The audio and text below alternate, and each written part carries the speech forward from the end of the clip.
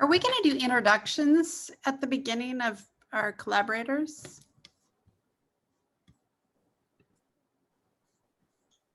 I don't remember us discussing that, did we? Of the PCCEP folks, you mean? Well, PCCEP and PSU and no? Are we going to do that? I can't remember. Taji, do you remember, or Lakiana? I don't, and you're just meaning of just of our members? Well, just that this was a collaboration and I guess we don't need to. You guys can talk about it. I think Lakiana has something. I think it's best to mention there a little bit. Okay. I just highlighted that part in yellow in this front show. Thanks.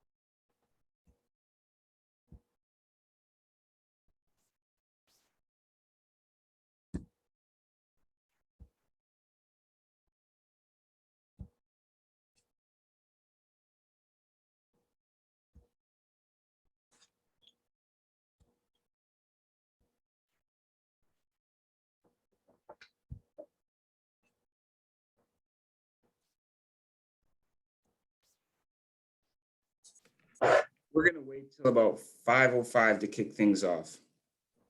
Thanks for being here, everyone.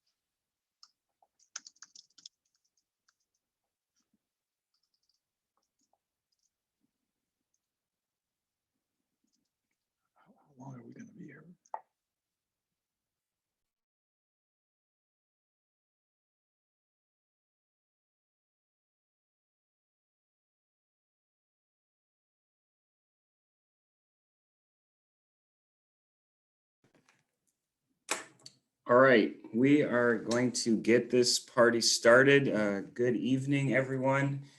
Welcome to the Portland Committee on Community Engaged Policing's webinar series on truth and reconciliation. This is being put on by our newly formed and still developing subcommittee within the committee that is on truth and reconciliation. And this is a 4-part webinar series. We're really excited. This has been in the works for several months now with some extraordinary partners, both in and out of the country, as well as a lot of hard work from our PCCEP members, as well as staff support behind the scenes. So really excited to have everyone here, a really interactive workshop. And we're also joined by our mayor, that we are really appreciative of him, of throwing his support, not only behind this latest effort in our committee's work, but just our committee as a whole, from our inception in 2018, and just the massive work that is policing accountability in Portland, and a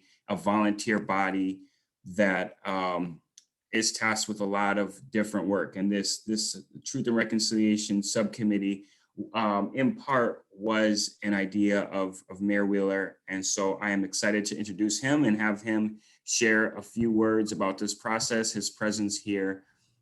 So thank you, Mayor Wheeler, for being here, and I'm turning the floor over to you. Thanks, Lakian. I appreciate that very much. It was a very generous introduction. And I'd like to thank, of course, all of the members of PCCEP for their leadership and for hosting what I think is a really important webinar series. This is a series, as Lakiana just said, that'll help begin to lay the groundwork for a Truth and Reconciliation Commission. It's clear to me that in order to create a safe and equitable public safety system, we have to acknowledge past wrongs in order to begin the process of building trust. That includes recognizing the facts around the racist history of our city and our police bureau. These are among the first steps to increasing legitimacy and building and repairing relationships between the Portland Police Bureau and the community. This webinar series is an opportunity, I believe, for the community to learn more about Truth and Reconciliation Commissions and how they can work effectively. The last webinar on June 30th will be a planning workshop. It'll be focused on what our city's Truth and Reconciliation Commission could become. In order to create a better public safety system that serves our entire community, our community must be at the forefront of every major decision. I'm really excited to follow your work and see what the Truth and Reconciliation Committee will become. And I'm grateful to all of you for participating in this series. I know that this is a busy time for everybody. There's a lot of things people could be engaged in, but this is truly a very important step towards creating a safer and more equitable Portland for everyone. And so I want to thank everybody for being here tonight and sharing that commitment. So thanks to all of you, and Lakiana, thanks for giving me an opportunity just to say hello to everybody. I absolutely appreciate that. Before we go any further, just want to kind of set a general ground rule for today, to just be respectful, to listen, to give other people space to step in and step out as we're working on this. We know this is a very big issue and a lot of different opinions on it. But we just ask that you be respectful. If that, for however you define that, falls out of the guidelines, you will be removed from the meeting. And I think that's all I will say about that. The other thing I'll just say with this Truth and Reconciliation work, right, there's always been a lot of questions about how this is gonna transform and present itself. And just to be clear, this is not the Truth and Reconciliation Commission. And as we've gone along this process, we've just really realized how much we really don't know, which was why we invited in experts that actually have a better understanding of how this work works. And so this is an opportunity for the public to be educated along with PCCEP members. We didn't feel like we wanted to completely just educate ourselves separately from the rest of the community, but to really understand the gravity of what this is. And that's one of the things that really stuck out to me when we first started this process was just how careful we have to be. And if we're going to embark on it, it has to be done in a way that is equitable and that we really understand what it is we are asking largely the community to engage in that process, and making sure that all of the stakeholders that will be doing this work, including the city, including the community, and the Portland Police Bureau are ready. And one of our fundamental recognitions in this work is that there is a long way to go before all three of these parties are ready to go. And that this committee, this subcommittee, is a temporary committee to present a recommendation on how we believe a Truth and Reconciliation Commission could move forward. Just to give a little bit of background on PCCEP, the Portland Committee on Community Engaged Policing, for those who may not be as familiar with our work, the Portland Committee on Community Engaged Policing, which I'm just going to refer to as PCCEP, some people refer to it as PCCEP, I'll just say that moving forward, began under the leadership of Mayor Wheeler starting in 2017 when he came into office. I think we actually started though in 2018, but it was born out of the Department of Justice settlement agreement with the city of Portland and the Portland Police Bureau in 2014 settlement agreement around excessive use of force with those perceived to have or actually have mental illness. And so one of the stipulations of that settlement agreement was that an oversight body be created that would bring together community and law enforcement to create recommendations to both improve the Bureau and oversee our create feedback as to the progress of that settlement agreement. The settlement agreement is still in place. PCCEP actually replaced another committee that had originally been created right before we started.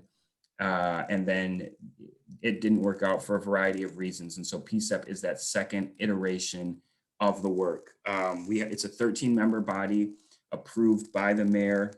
There's 13 original members. And then ever since, PCCEP makes recommendations as to who they feel should be added onto it. And then we send those recommendations on to the mayor, and he's accepted all of the ones that we have recommended so far. We have 5 committees: a youth subcommittee, behavioral health subcommittee, a racial equity subcommittee, a settlement agreement subcommittee, and then our steering committee. And then the Truth and Reconciliation is an additional one that we just added on a more temporary basis to complete this extended recommendation, if you will. So that's a little bit of background about PCCEP. It's a volunteer body of extraordinary community members doing a lot of really important work. I can also just say really proud of us transitioning into the pandemic and continuing, and in some cases expanding even that work. I'm going to turn it over to our co-chair, Taji, to talk a little bit more about this webinar series and the partners that are involved and kind of how it got started. But thank you all for being here, and we look forward to learning along with you all. Thank you, Lakiana, for that really great summary of the work that we're doing. And also thank you, Mayor Wheeler, for being here tonight as well and supporting our work. Yeah, I'm Taji Chestnut, one of the co-chairs of PCCEP, and I've been working on this TRC work along with Anne leading this from PCCEP side. And we've been really privileged to have the leadership of Eduardo Gonzalez and Nancy Pentikanen, who are 2 national justice experts who will be speaking in a little bit, and we'll introduce them. And we also have some really great support from National Policy Consensus Center out of PSU and Oregon Humanities, who have been really great supporters in our work and have helped us put together these webinars today and will help us throughout the next 3 weeks as we go on. From here, I also really want to say that, like, reiterating what Lakiana said, this work did come from multiple collaborative efforts from the mayor's office and PCCEP through recommendations and then subsequent replies to those recommendations, leading to this exploratory committee being created. And these webinars will really serve as a foundation for fostering stronger coalitions between the community and the city, especially for those who are interested in formalizing a TRC planning and development process in the near future. And with that being said, I will hand it off to Anne, who will introduce Eduardo. Thank you everyone for being here. Thank you, Taji. I'm Ann Campbell. I'm on PCCEP as well. And I would like to introduce our speaker tonight. Eduardo Gonzalez is a Peruvian sociologist with 20 years of experience supporting truth and reconciliation processes around the world. After organizing public victim hearings in his country's Truth and Reconciliation Commission, he served at the International Center for Transitional Justice, where he supported truth commissions in all continents, including notable cases like Greensboro in the US, East Timor, Tunisia, Canada, and many others. As an independent expert, he has supported reparations and truth processes in Sri Lanka, Mali, Colombia, and Finland. He has written and taught in transitional justice. His next publication concerns unofficial truth commissions. He is affiliated to the Mary Hawk Center for Reconciliation and serves as an advisor at several transitional justice bodies, including the Chenga National Center in East Timor and the Site of Memory in Peru. He is also a professor at the Mary Hawk Center at George Mason University. Welcome, Eduardo, and welcome everyone tonight. Thank you. Thank you. Thank you so much for that kind introduction. I am very, very happy to be here. And after so many weeks of conversation, debate, discussion, to be able to start this webinar series. So thank you so much to PCCEP. I am one of the ones who says PCCEP. Thank you, PCCEP. Thank you to our wonderful partners. Thank you so much, Mayor Wheeler, for being here. It's really big motivation and a show of leadership. So, and I want to actually start with something the mayor said, because the mayor mentioned that it is important to acknowledge past wrongs. And this is something I find very significant because, you know, with wrongs, abuses, and violations, we typically say, and some people say, that they didn't act on them because they didn't know about them, that there was lack of knowledge. But the reality is that usually there is knowledge about what happens. What occurs is that because of a number of reasons, typically reasons of power, politics, and fear, we refuse to acknowledge. And what we need to do is to create the conditions to organize this passage from knowledge to acknowledgement. Acknowledgement, the act of actually recognizing that something is there and that we need to act about it. And this is actually the subject of this initial session of the webinar, is to discuss about what we know and what we believe to be true. And why is it that what we believe to be true, what we call truth, is so important? This is not a philosophical discussion, although it could be a philosophical discussion. It is mostly a political, ethical, psychosocial discussion. Truth in our daily life is everywhere, and we need to trust the persons that are around us to tell the truth when they talk about what is happening in the world. Otherwise, we are lost, right? If someone tells me, to put a banal example, that the food is ready, that needs to happen. Otherwise, I am not going to eat, right? If someone tells me that the cost of this item I am buying is $15, it better be $15, correct? And if truth is so important for such banal, simple things, imagine how important it is to run a city, to run a country, to ensure that our communities believe in each other and can live together. That is the subject of tonight's discussion. So let me share my screen. Let's see if I am logistically able to do this, and share a few ideas with you. So let me see if I can do this correctly. Here we are. I'm going to minimize this so you can see it. So why is truth telling so important? And again, not just important in our daily domestic day-to-day life, but as a society. Why is it so important as a society? And I think this is important because we have become a country and a society where we don't know what is true and what is fake. The concept of fake something, fake news, fake reality, etc., became so terribly relevant. And people acted on things that they believed probably to be true. So can we ever agree about what is true?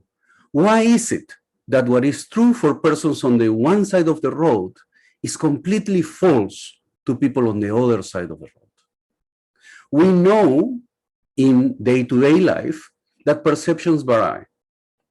We know, moreover, when we have little disagreements in our family life, in our relationships with others, we know that the place where you are marks the reality you see and you believe. Perspective is fundamental to define what is true and what we believe to be true. And the problem is, of course, that perspective in social life is marked by so many things. It's not just that I am in this side of the street looking east and the other group is on the other side of the street looking west. It has to do with our identity, with the way we were raised, the groups we consider our groups, the hierarchies that exist in society, the emotions that are attached to these identities. So, you see, finding the truth and agreeing on a truth is an enormously complicated task. And actually, is the task of building a society, of building a place where we share certain understandings, certain beliefs. As the foundational documents of this nation say, believe that certain ideas are true. Now, I was thinking when I was preparing this presentation of presenting to you the consequences of what happens when a group of people in one nation believe that something is true and another group believes something else, and how that is marked by the hierarchies in a society and by the story of domination in a society. That one there is a statue in my country, in Peru. Peru, as you may know, is a Latin American country. Therefore, it is the result of the Spanish conquest of a famed pre-Hispanic empire, the famous empire of the Incas. And so in a very central area of the capital, Lima, you find this statue. It's a statue of Christopher Columbus. And Christopher Columbus is there, of course, as the redeemer of the Indian society that is represented by a naked woman, while he is fully dressed, of course. That's right, it's a man of Europe, of the dominant society, who rescues, who redeems this savage America, this savage part of the new world that needs to be redeemed, needs to be shown the way of the light, the way of Christianity, the way of civilization. And the thing is, this statue and this historical narrative is, of course, a form of truth. Of course, is a form of truth that is functional to domination. We build the truths that we believe on specific social conditions, and we reproduce these truths in those specific social conditions too, because someone had to tell me this story when I was a kid in school, so that later in life I would repeat it critically to my kids, perhaps, and they to their kids, and so on. And that is why these statues take so long in falling down. The thing is, there is a relationship that is an internal relationship between these narratives, what we say, what we believe about history, and social conditions. Narratives feed social conditions, and social conditions need narratives to continue. That is why what we see all the time is the statue of, to put it in a caricature, the man on a horse, right? With a sword on. Because of course, history and the historical narratives prioritize that point of view. Prioritize the kind of man that you can see here in this representation of Christopher Columbus, and suppresses other voices. The voices of the people who became oppressed, the voices of the people who were defeated. Those versions of history are submerged. In a way, they are a subversion of history, which is interesting because it's also a play of words, right? Subversion means to change things, to challenge things. And that is exactly what happens. Now, it is important to realize that when we talk about truth or what a society believes to be true, we are not just talking about something that is written in history books. This is something that is written in our minds, in who we are. Moreover, it's written in our bodies ourselves. That is a picture of a kid who went to one of the Canadian Indian residential schools that were the name. Canada applied for over 100 years a policy of forced cultural assimilation of Indigenous kids. Indigenous families had to give away their kids most of the year to a residential school, often hundreds of miles from the place where they lived, so that they would be without their communities, without their parents, and subjected to forced assimilation. They would have to be transformed into members of the dominant society. That is a kid called Thomas More. Of course, that is his English name. Before and after his entrance into an Indian residential school. The photo on the right was supposed to represent the progress of this forced assimilation, of this cultural genocide. The reality is that it shows a human being that has been affected by certain notions of what is supposed to be true.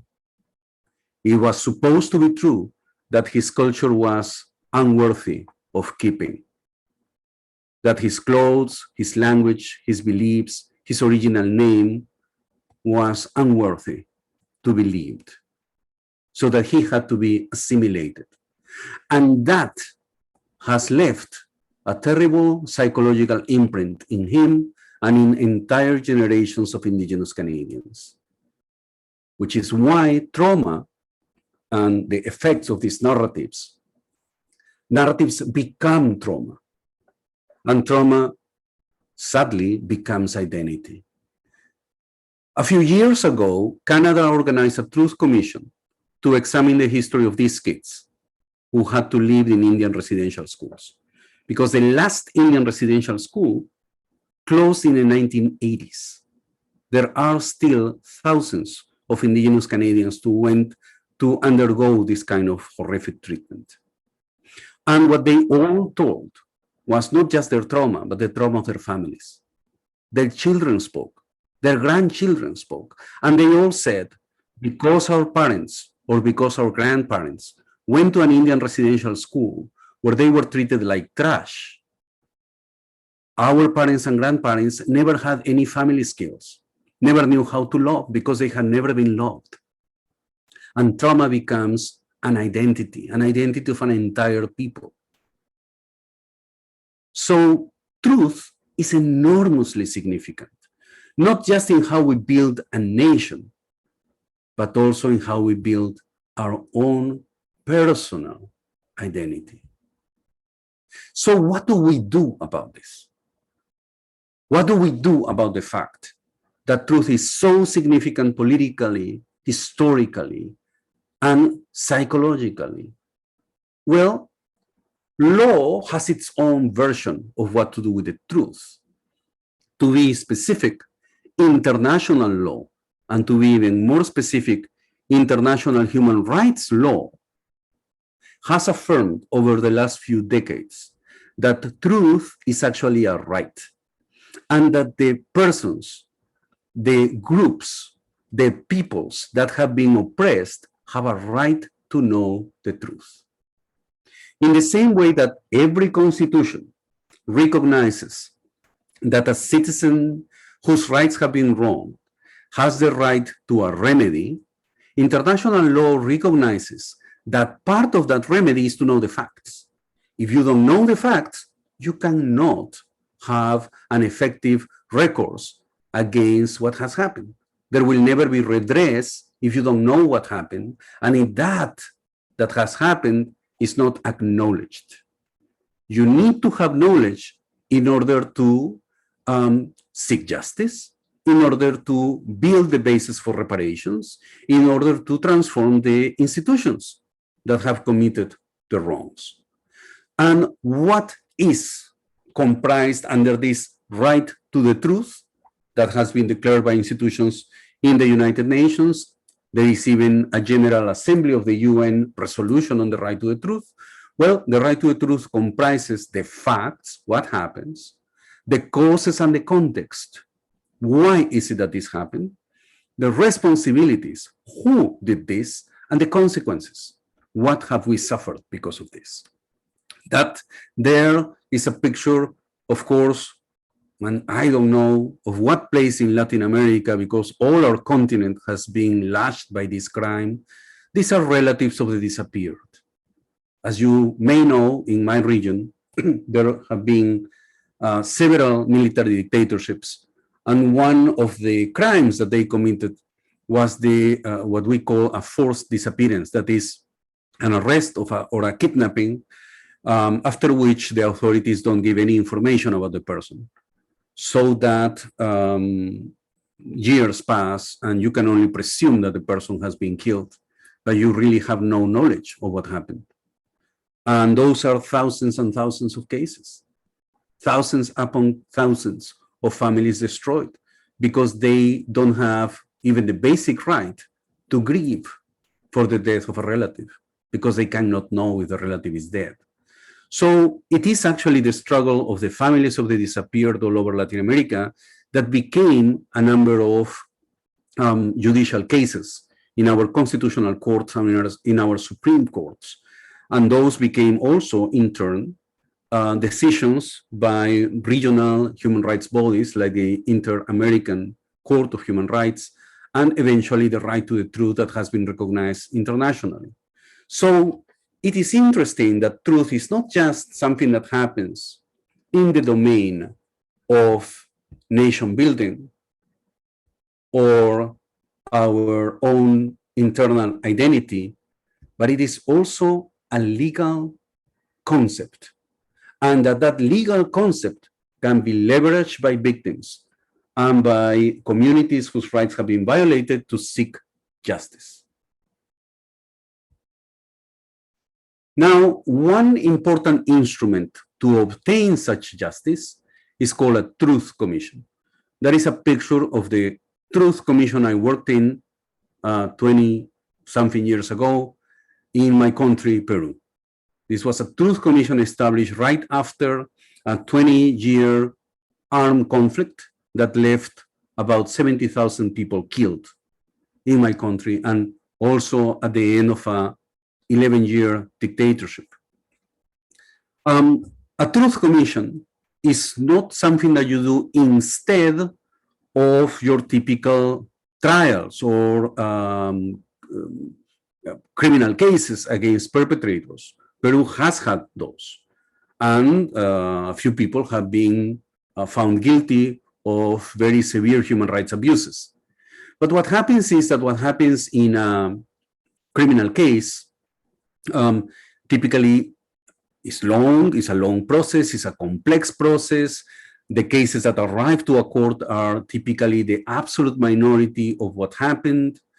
It is extremely difficult to actually put a case through in the entire judicial system, depending on what is the state of the judicial system in your country and whether the judicial system in your country is fair or not. So what truth commissions do is to provide a non-judicial panel where those facts are examined.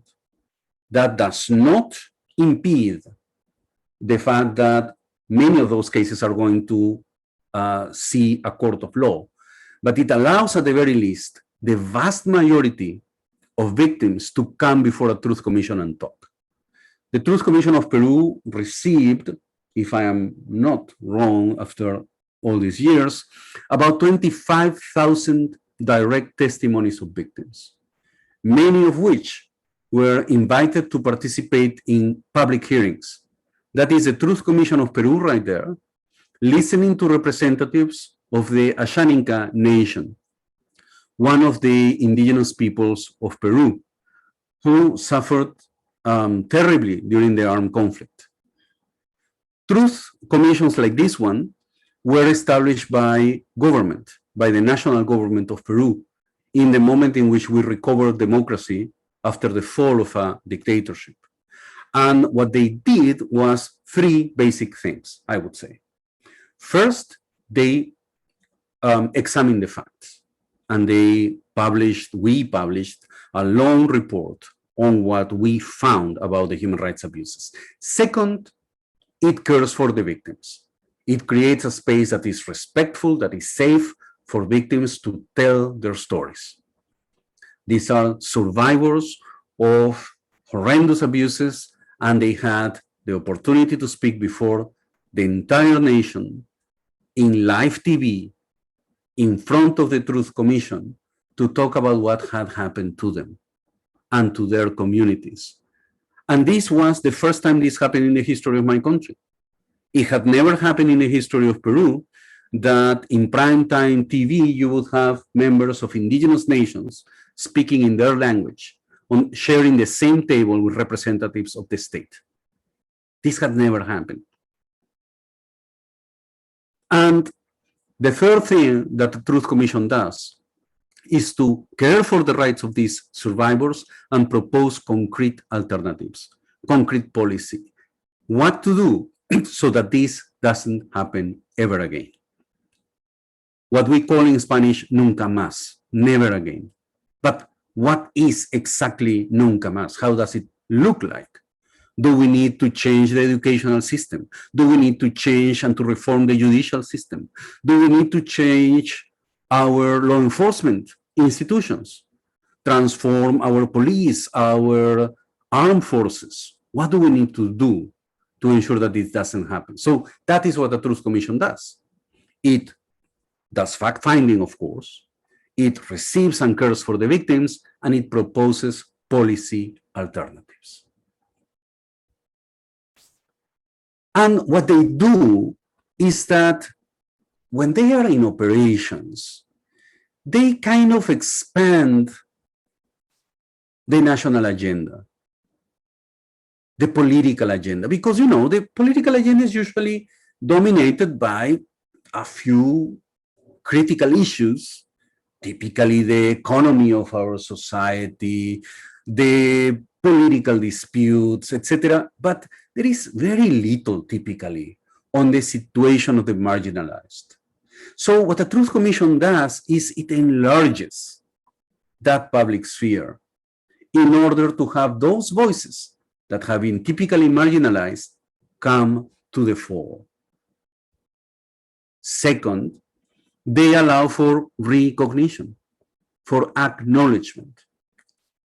We have exactly the same concept as that I started referring tonight, knowledge and acknowledgement, in Spanish, conocimiento and reconocimiento, which literally translated would be knowledge and re-knowledgement, right? It would be to know something, but not just to know it, to actually know it again, to have like a double take on what has happened. So what Truth Commission do is they help do this acknowledgement, to have this double take, to see at a reality as if you have never seen it before, and to realize that it is there, that the survivors are there, that the suffering is there, that the abuse is there. That is why Truth Commissions are so critical, so important, because they really help create the social conditions so that not just the survivors, but their society realizes that something is wrong. That is why they are so significant. So I am getting to the last part of this reflection. And let me tell you that these experiment truth commissions is actually being proposed in the United States. That is, of course, Congresswoman Lee of California. She presented a proposal in the last Congress and in this one too, proposing the establishment of a United States Commission on the Truth, Racial Healing, and Transformation. Basically, a truth commission that is co-sponsored by Senator Booker in the Senate. And it is not just Congresswoman Lee, also Congresswoman Halland, which I think is from New Mexico, correct me, presented the proposal of a truth commission on the Indian boarding schools, which was the American equivalent of the Canadian Indian residential schools. Proposal that was co-sponsored with Senator Warren of Massachusetts. So these proposals are already out there at the national level. And in parallel, there is also, as you may have heard, a congressional resolution that has been presented year after year, HR 40, proposing the creation of a commission that is not going to be a truth commission, but a commission to study reparations, not to give reparations, just to study reparations. And the problem is that these resolutions, as important as they are, as critical as they are, they sleep the slumber of the just in these national institutions because of the way that the legislative arm works. So a number of people are requesting the Biden administration to actually act directly. And we don't know what is going to happen, but the idea is out there. And some people, actually me, for example, believe that this is an idea whose time has come. The interesting thing is, this is not just a national idea, it is already happening. That is a map of actual truth-seeking, reparations, racial healing, transformation commissions that are being established as we speak across this country. The blue spots are local truth commissions that have already been created. That includes a truth commission in Maine about exactly the treatment of indigenous children in Maine. That already happened, and it was established by a Republican governor a few years back. There is a commission in Maryland examining the history of lynchings in that state, established by a Republican governor, Governor Hogan. There is a Truth and Healing Council in California right now, established by Governor Newsom, to examine the history of the relationship between California and the native nations that live in California.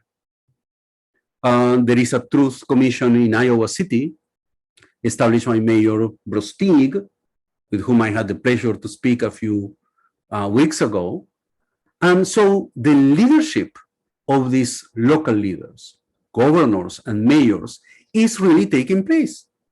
And so even if a National Truth Commission is not being established for now, truth and or reconciliation and or reparation processes are taking place already. There is local precedent, as it was mentioned during my the introduction.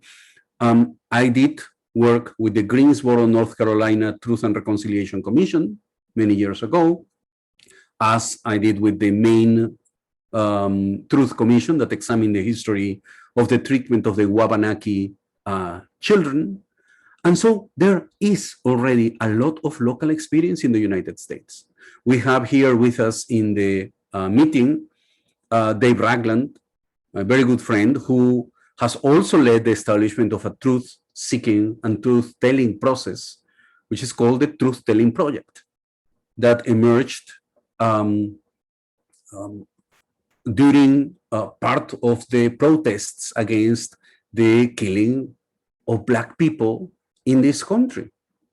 So, and it emerged in Missouri, and right now it is taking place all over the country because so many people all over the country are telling their stories. So there is already something happening. There is already a critical mass being established in this country, so that this idea is really an idea whose time has come. These commissions that are being established are so varied. Some of them, as I mentioned, have been established at the state level. Some of them have been established at the municipal level. Some of them are completely unofficial, meaning they were not established by a city council or by a state legislature. They were established by civil society themselves. So that also exists. And the other interesting and important thing, some of these commissions are not just commissions in general to go and find out about, in general, human rights abuses, but are thematic, meaning they are focused on one particular thing. I'm putting there on the screen an article that I found fascinating a few months ago, proposing a truth commission to look into the pandemic, to look into the effects and the differentiated effects of the pandemic across America regarding ethnic and racial groups, to show the unequal distribution of health resources in this country. I have been talking a few weeks ago with members of organizations created to defend immigrants who are also proposing a truth commission. There is something called the Black Women Truth and Reconciliation Commission that works here in my town in Brooklyn, New York, to talk about the violence that Black women are subjected to.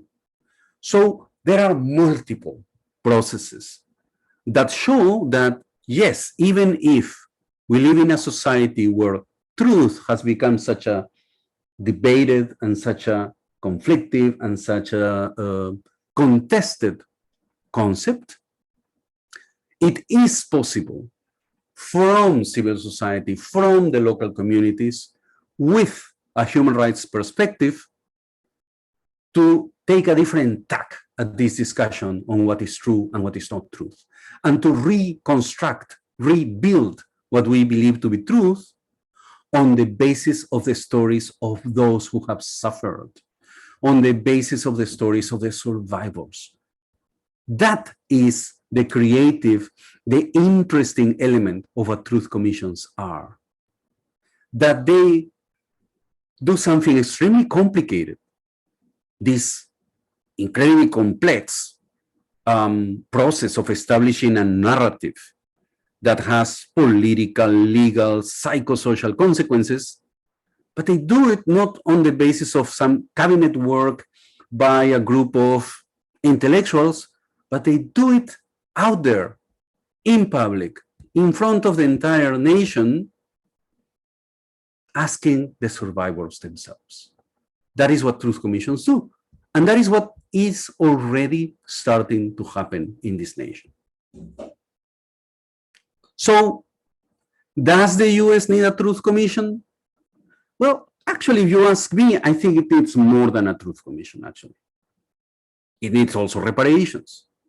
So, you know, it's not just the truth, it's also reparations. It's also, of course, justice. It's also, of course, transformation of institutions. But a truth commission is part of that, because as we have seen, I believe truth commissions actually unleash that process.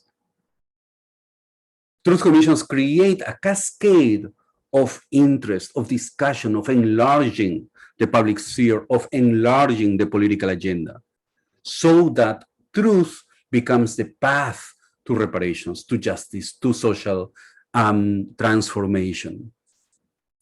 And to do that, I think, truth commissions need to have a certain number of preconditions, one of which, to me, is to be based on a perspective of human rights and to be based on the actual knowledge of local communities. I think local truth and reconciliation is extremely important. That's a picture of the commissioners of the Child Welfare Truth and Reconciliation Commission in Maine, the Maine Wabanaki Truth Commission, which looked at the forced assimilation of children through the welfare system in that state.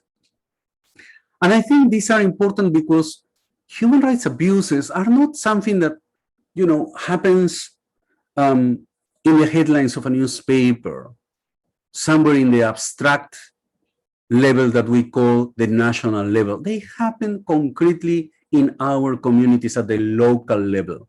They always happen to somebody who is a neighbor of somebody. And so it is the local communities that need to heal. It's not just the nation, it's the local communities. The narratives that create the distance between citizens, between neighbors, between communities are local narratives. It's not just a national narrative about who's right and wrong, or this party or this other. These are local narratives about what neighborhood is considered dangerous, what people are considered prone to crime, what people should we rent our house to or not. That is where hostile narratives operate, at the local level. And it is at the local level that they create trauma, that they create exclusion. So local truth commissions are possible. Local truth commissions are necessary, I think, and they need a couple of preconditions. One is strong political will.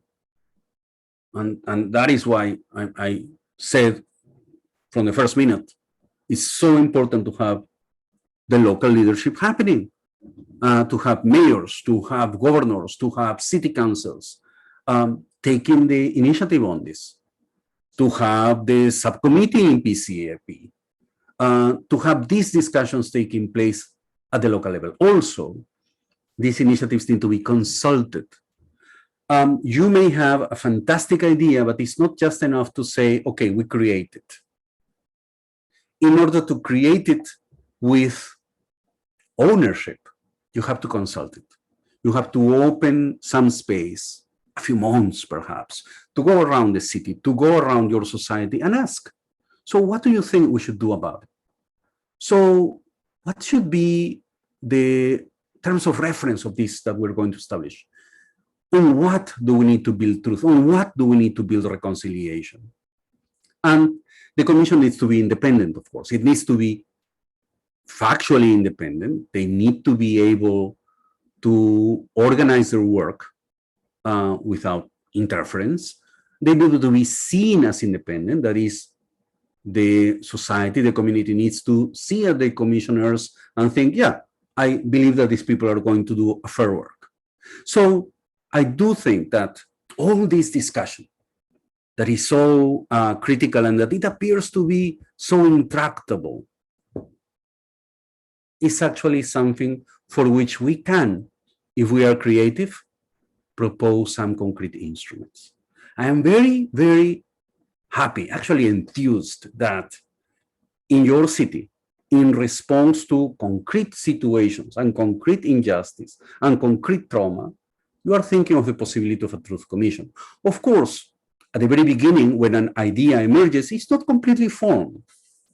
And I have found in my 20-year work in this field that, you know, people say, well, why not a truth commission like South Africa? Because people think of South Africa, and that is a truth commission that is the best known truth commission. But there have been 40 truth commissions across the world. And as you have seen, there are few of them have happened already in the United States.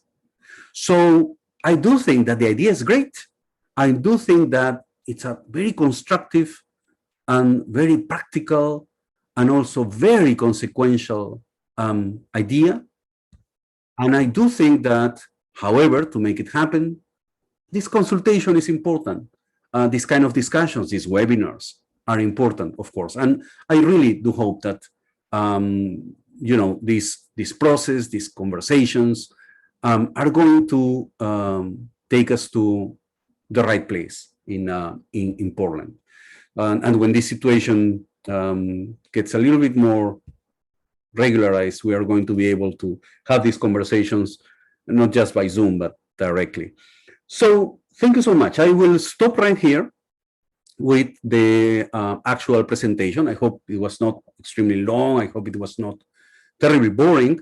And why don't we open the space for the dialogue, for the conversation. I do think that we have already a few observations, questions in the platform. So please, if you could start reading the conversations and we can have a discussion about it. Yes, Thank you so much. Thank you. Let me read what we've collected so far. And we put the directions on how to participate in the chat. You can either follow Slido or you can put them in the chat to either Claudia or Theo. So here is a question. Ongoing harm during truth and reconciliation process. How can a truth and reconciliation work if those in power are continuing to do harm at the time of the process? Right. So this is an excellent question, because the thing is, we call this field transitional justice, meaning the possibilities of justice we thought initially take place when there has been already a transition, when a regime has changed. And a classical example is what happened in my country. Of course, a dictator escaped the country, war ended in the country, and therefore we had a change. And so we think, well, transitional justice, right? But the reality is usually more complicated. The reality is that social change happens at a number of different levels. We may have changed a government, which is what happened in Peru, but we, for example, we didn't change the constitution. The constitution continues to be the one that existed during that particular government, and it's a constitution that enables a number of the abuses that took place. So do we have to wait for all the transformations to happen in order to have truth? I don't believe so. I believe actually that truth is an element of transformation, is an element of the transition.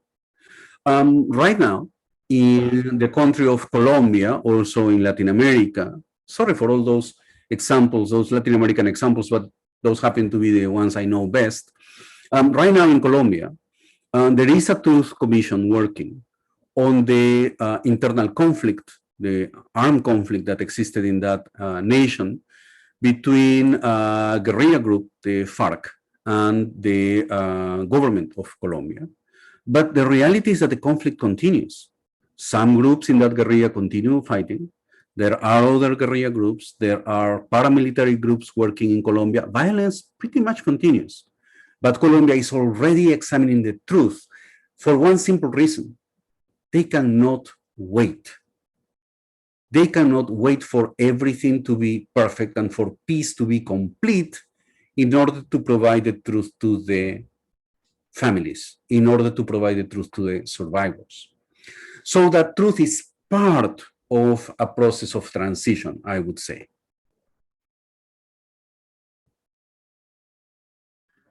Okay, another question. How can survivors' justice needs be addressed beyond acknowledgement and truth, reparations or amends? Yeah. So that is why I said that in the perspective of what we call transitional justice, there are at least 4 elements that are linked with each other. One is truth-seeking. But truth-seeking in itself is not enough to provide for full justice. Truth-seeking is one element of the four, the others being reparations, criminal justice, and institutional transformation. The four need to happen together. Let me again go back to the example of my own country. The Truth Commission was established at the beginning of the political transition, just months after the dictator fell. But the information generated by that Truth Commission, which worked for little less than 2 years, was the basis to have an actual list of individual victims, who then became the basis for the list of victims to be repaired. Just a couple years after our Truth Commission, reparations program was created, which is still active right now, that has an unified list of victims that are receiving individual reparation, and also communities that are receiving collective reparations. Not only that, the Truth Commission of Peru actually identified a number of what we call emblematic or exemplary cases of human rights violations, meaning violations that were so horrible, so brutal, so notorious, that they shook the nation. And so the Commission investigated those violations and provided all its information to the judicial services in Peru, so that they became cases.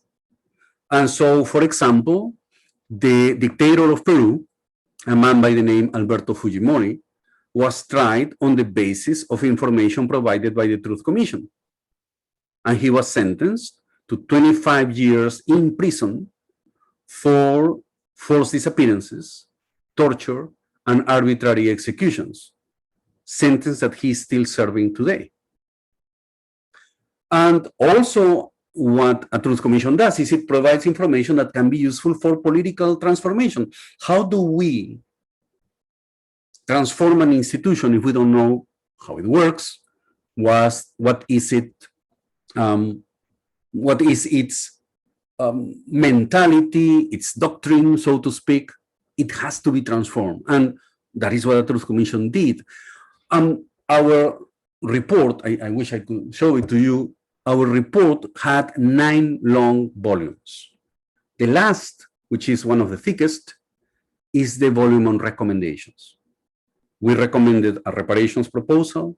We recommended judicial cases. We recommended the establishment of a program to seek for the persons disappeared. We recommended for the transformation of our judiciary and other elements. Those are the recommendations that have been taking place after the work of the Truth Commission. I do think that all of those are related. I have detected in the American debate that sometimes these options are seen as contradictory to each other. And so some people say, no, what we need is reparation. We don't need the truth because we know the truth. Or others are saying, we know the truth, we need for these abusive cops to be jailed. Or others say, what we need is transformation and everything else is a distraction. I do think that you can be more eclectic about it. These things usually feed each other, and that is what, at least, the international experience seems to show. If you just have a Truth Commission and nothing else, we have had cases like that in different parts of the world. Well, it is kind of a slap in the face because now you know, now you have acknowledged what happens and nobody does anything else. That would be wrong. If you just have reparations, and that has also happened, people who come, someday the government says, all right, we're going to recognize reparations, and they start paying, people are going to believe also insulted, right? So what? Are you buying my silence? Are you buying my satisfaction? Are you buying my history? Are you buying my ancestors? Are you buying the family relatives that were disappeared and killed? Is that what this money is about? Reparation without truth can be actually very, very re-victimizing. And the same happens with criminal justice, the same happens with institutional transformation and so on. I do think that what the international experience shows is that transitional justice needs to happen with all those elements: truth, reparation, criminal justice, institutional transformation. Thank you. My next question is about competitive truth and also about victims. What happens when there are competitive truths and all sides perceive themselves as victims? And then I want to add, many victims may find recounting their stories of abuse as re-traumatizing. How can we assure those participating in sharing that they're not further harmed in this process? Well, those are excellent questions. There are two different questions. Luckily, I have them in the screen too. So let me address the first one. The idea of competitive truths. And actually, the question is very, very profound because it links the notion of truth with the notion of victimhood. That is, you have a competitive truth, but also competitive victimhood, meaning you have a narrative that makes you the victim and your group the victim and the other group the victimizer. And when that happens, what you have is a dynamic that can become a secular and a lone dynamic. Look at Northern Ireland, where the confrontation between the Catholic community and the Protestant community has probably 7 centuries of existence.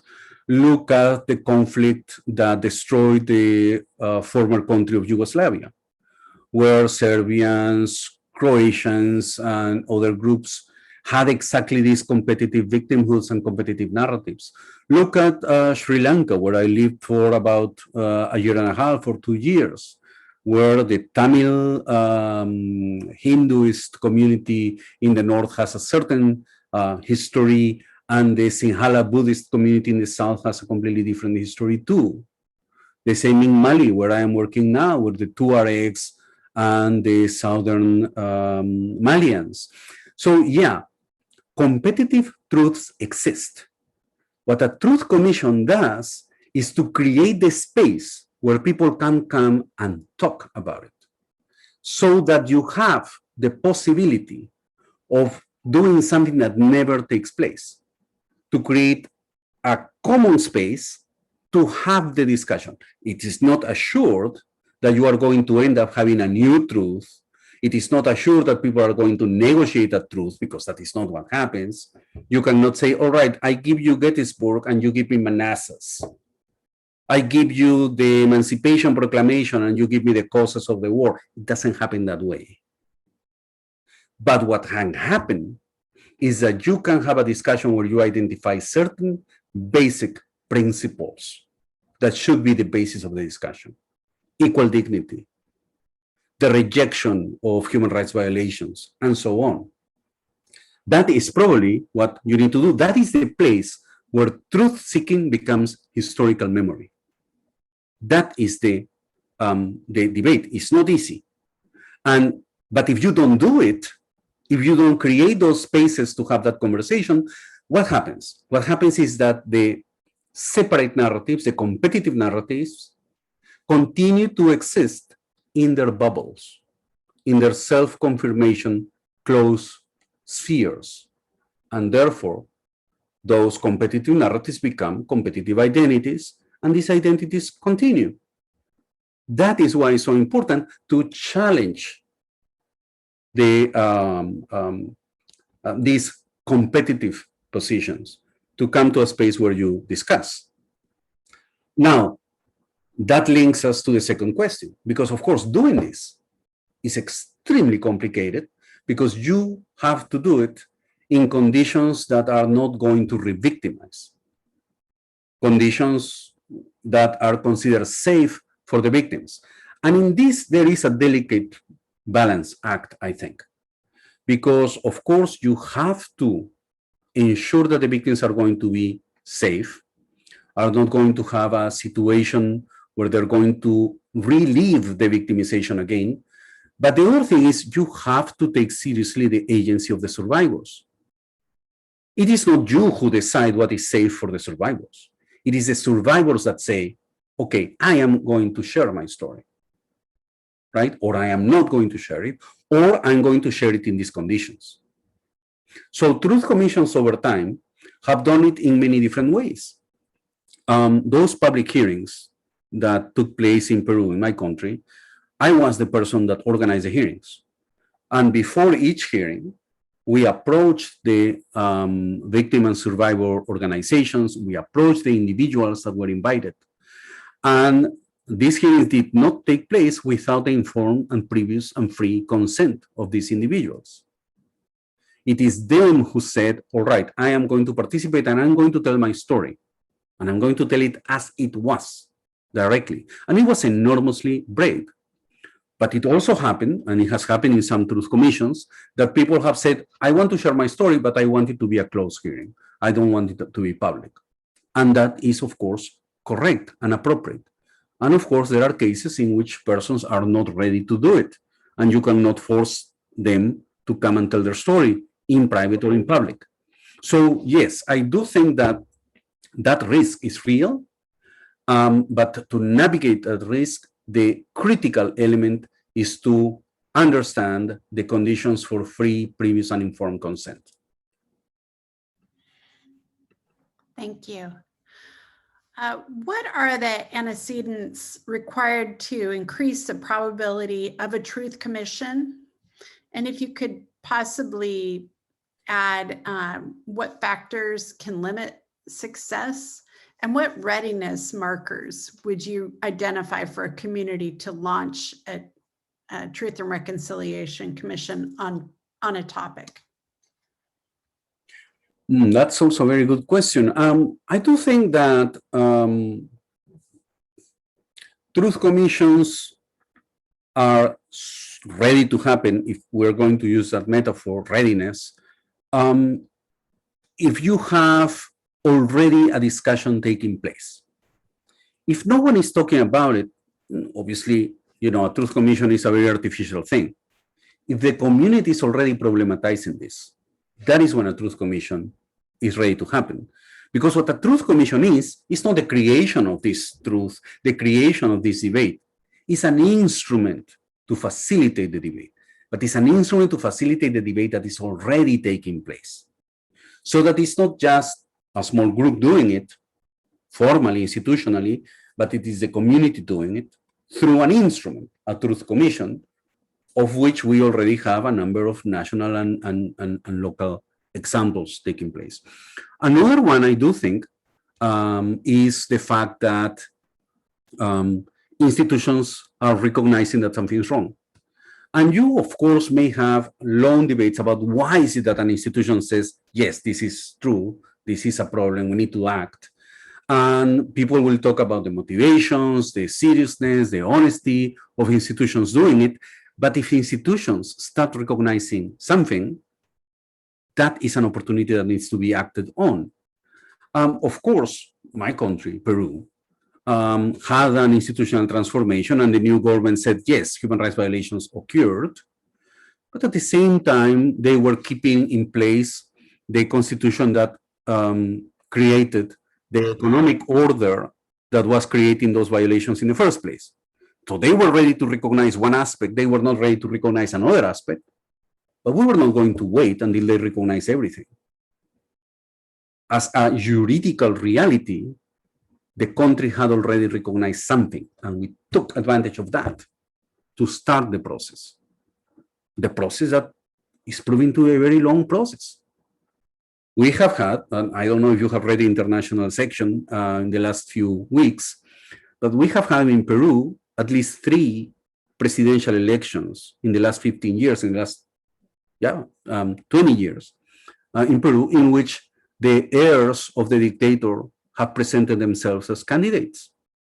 And we have just yesterday, or the day before yesterday, defeated for the 3rd time the daughter of the dictator of Peru, who launched herself as a candidate for the presidency in my country, in part because of historical memory, in part because there was a truth commission. So readiness is a very complicated concept, but I do think it has to do with the existence of discussion, the existence of a certain kind of recognition institutionally, right? And I do think the existence of a process of conversation, a process of consultation in which people start to create knowledge about these issues. Thank you. I want to ask you a question about survivors. Some processes allow for survivor anonymity because of worries about backlash and safety. You spoke that you kind of organized some of the groups that did speak. So what precautions need to be in place to ensure safety of survivors speaking out? Right. Well, I do think that when a Truth Commission is established, one of the first tasks is to create a protocol of relationship with survivors. That's the first thing. Of course, you need to make a budget, you need to make sure you have the rules of the meetings and so on and so forth, but you need to have a protocol of relationship with survivors. And that is why a Truth Commission needs experts in trauma healing, the local psychosocial support persons, so that you identify what those conditions are. I can mention a few, but I do not know Portland. Well, I have been there once. Those conditions are going to be very specific, very locally based. People require anonymity in certain conditions, and if anonymity is what they want, they need to be granted that anonymity. And that is one form of protection, of course. In my experience, the most important form of protection that I have found is social recognition, social support, which is what happens precisely when people talk. When people talk, they become, in a way, the speakers for their community. We had about 400 people coming specifically to the public hearings in Peru. 400 out of 25,000 people who came to speak to the commission. 400 people who actually agreed to speak in public, in national TV about what had happened. And never any of them had any adverse situation in a country that, you know, had lived 20 years of war. So we're very happy about it, but it has to do with the fact that building the relationship was essential, that there was a protocol to treat the relationship with the victims in a horizontal manner, in a respectful manner, and ensuring that there were elements for trauma healing there. And that, I think, is an essential thing. Any Truth Commission needs to have an element, a unit, a consideration for trauma healing and for psychosocial accompaniment and support. Thank you. What is the success rate of Truth Commissions, and what does that mean? And then I also want to ask if you know if there's an existing Truth Commission that is closest to what Portland has, or needs, rather. Well, the first question requires us to discuss what success is. And there is a concept of success that I disagree with, which is the notion of measuring success on the basis of outputs. Because if you just measure success by the measure of outputs, every institution is successful. You can say, all right, we have a Truth Commission, and here are the 9 volumes of its report. And here is the executed budget. And, you know, here is the number of survivors that came to the Truth Commission. And this is the number of public hearings that we realized. And this is the number of meetings we did with the armed forces. What is important in a Truth Commission is not just the output, but the actual process. What happens during a Truth Commission is part of whether that Truth Commission is successful or not. And that, what happens, may be very difficult to measure, because what is happening is a change in attitudes. In what way people listening to these testimonies are going to change or question their narrative, right? In what way this becomes an educational process. And the rate of success, in a way, has to do with how much the narrative of the nation or the society in question is changing after these truth commissions. And I also think it's not something that is going to be measured a month after the work of the Truth Commission, right? In Greensboro, North Carolina, they had a Truth Commission about Ku Klux Klan actions against union organizers that took place in 1979. The Truth Commission took place in 2005. And, you know, when the Truth Commission issued its report, most of the members of the city council voted on race lines against admitting the report of the Truth Commission. And it has taken a lot of time for the city council to now admit the facts of the Truth Commission of Greensboro, to issue a formal apology to the victims of the Greensboro massacre of 1979, and to establish a citizen body overseeing the Greensboro police to avoid the police of Greensboro allowing this kind of hate group activities and so on.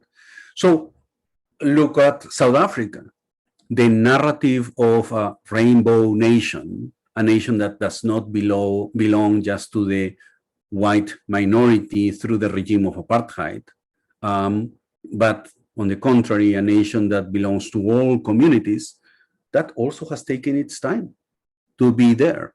And I dare say it has been more successful outside South Africa than inside South Africa. Outside South Africa, everyone loves the story.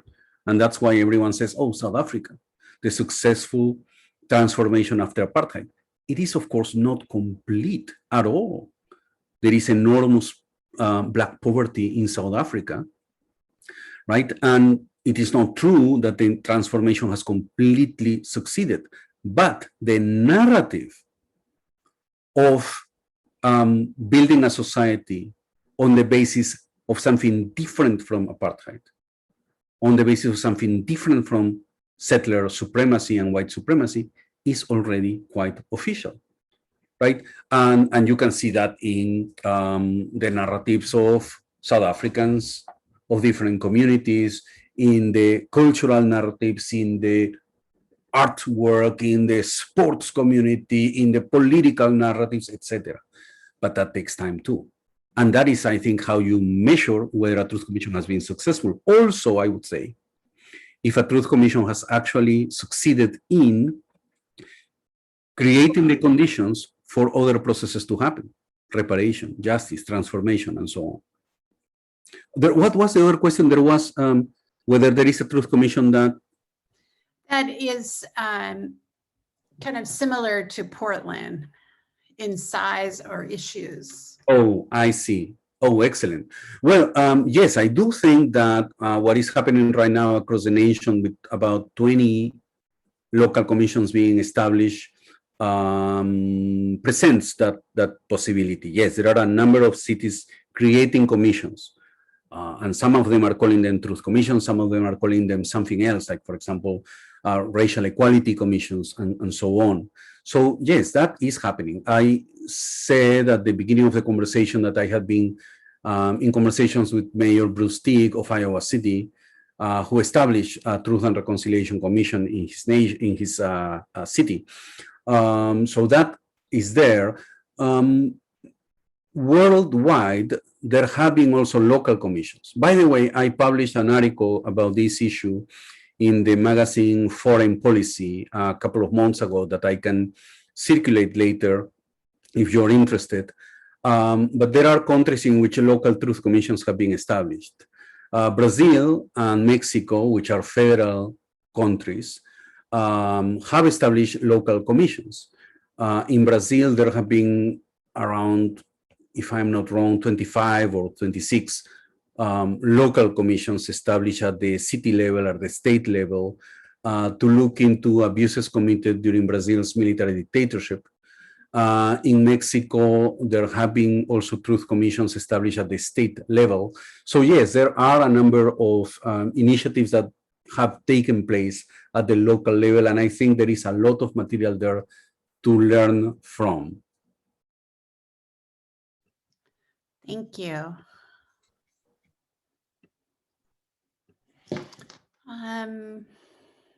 Let's see. Thank you for all these great questions. How have you addressed gender bias in the shaping of Truth and Reconciliation commissions?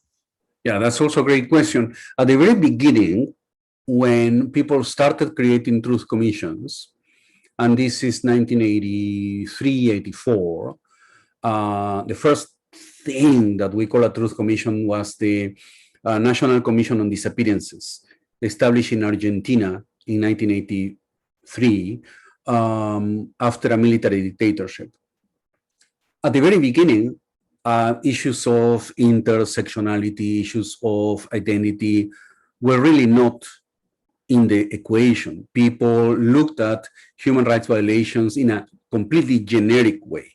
So the legal mandate of the Truth Commission did not say anything, for example, about sexual violence in the case of Argentina, or nobody paid any attention to the composition of the commission, so that the absolute majority of members of the Argentinian Truth Commission were men, right? Or ethnic composition or racial composition and so on. But that was 1983. That has changed enormously over time, and now truth commissions do pay attention to that. And my suggestion is that that is something that needs to be explicitly included in the legal mandate, in the legal terms of reference of any future truth commission, including if you want to have a truth commission in Portland.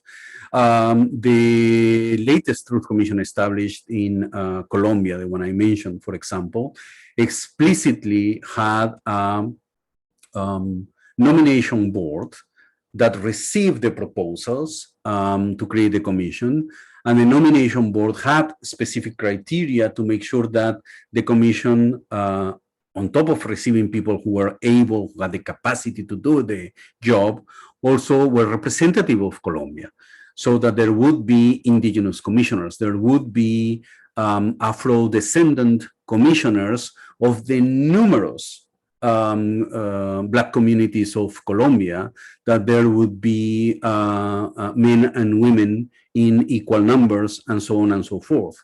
Once created the commission, it's just not enough to have women and men in the commission. Once established, they needed to establish something called the ethnic the